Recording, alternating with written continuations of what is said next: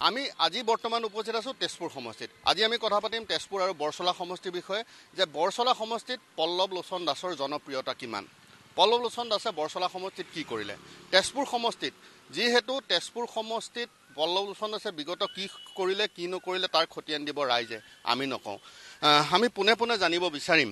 প্ৰথম তেজপুৰ সমষ্টিলৈ আহিছোঁ যে বিগত 5টা বছৰত তেজপুৰৰ সাংসদ পল্লৱ লোচন দাসে এনেকুৱা কি কাম কৰিলে যিটোক লৈ তেজপুৰবাসী হিচাপে গৌৰৱ কৰিব পাৰে আপোনালোকে? পল্লৱ লোচন দাস এজন MP হিচাপে কোনটো সমষ্টিত ৰিপ্ৰেজেণ্ট কৰিছে? চবতকৈ ডাঙৰ কথা, তেজপুৰ মানে কি লোকসভা আছিলে, এতিয়া শোণিতপুৰ হ'ল বাৰু, কিন্তু তেজপুৰ সমষ্টিত যিহেতু ইমানবিলাক স্বনামধন্য মানুহ আছে, যেনে বিষ্ণু ৰাভাকে আদি কৰি পেলাই আমাৰ জ্যোতিপ্ৰসাদ আগৰৱালাকে ধৰি মই নাম নকওঁ আৰু, সাহিত্য কাণ্ডাৰী মানে কি পদ্মনাথ গোহাঁই বৰুৱাৰ পৰা বিভিন্নজন আছে। সেই সমষ্টিৰ এজন সংসদ হিচাপে ইয়াত যিখিনি কৰিব লাগিছিলে চকুত পৰা কাম এটাও তেওঁ কৰা নাই।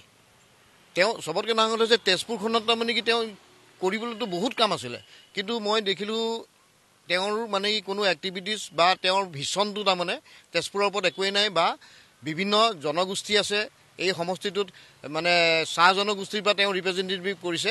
চাহ জনগোষ্ঠীৰ কাৰণে কি কৰিলে, বড়ো সমাজৰ কাৰণে কি কৰিলে, নেপালী সমাজৰ কাৰণে কি কৰিলে, মুছলমান সমাজৰ কাৰণে কি কৰিলে, অসমীয়া সমাজৰ কাৰণে কি কৰিলে, এই প্ৰত্যেকটো জনগোষ্ঠীক যদি আপুনি সুধি চায় আপোনাৰ ৰিপৰ্ট একেটাই পাব যে পল্লৱ লোচন দাস এজন মানে কি খালি তেওঁ ঘূৰা পকা কৰিয়ে মানে কি অকল মানে বিজেপিৰ গুণগান গায়ে তেনেকেই থাকি গৈছে। তাৰমানে তেজপুৰ সমষ্টিৰ অন্তৰ্গত আমাৰ তল কলিবাৰীৰ পৰা এই বৃহৎ অঞ্চল, য'ত ফণী শৰ্মাৰ সমাধি এটা নিৰ্মাণ কৰাৰ কথা আছিল, সেই ফণী শৰ্মাৰ সমাধিটো নিৰ্মাণ কৰাৰ ক্ষেত্ৰতো তেওঁতো কোনো গুৰুত্ব আৰোপ নকৰিলে।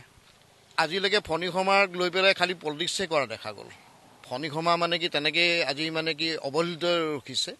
ইয়াত এতিয়া ধৰক বিষ্ণু ৰাভাৰো অকণমান কিবা এটা সমাধি হ'ল, আপোনাৰ মানে কি জ্যোতি ভাৰতী আমাৰ আগৰৱালা পৰিয়ালৰো সেই অৱদানৰ কাৰণে জ্যোতি ভাৰতী হিচাপে মানে কি এটা স্বীকৃতি পায়, আমাৰ সেইজনৰো মানে কি এটা হেৰি হ'ল। কিন্তু ফণী শৰ্মাৰ নামত একো হোৱা নাই।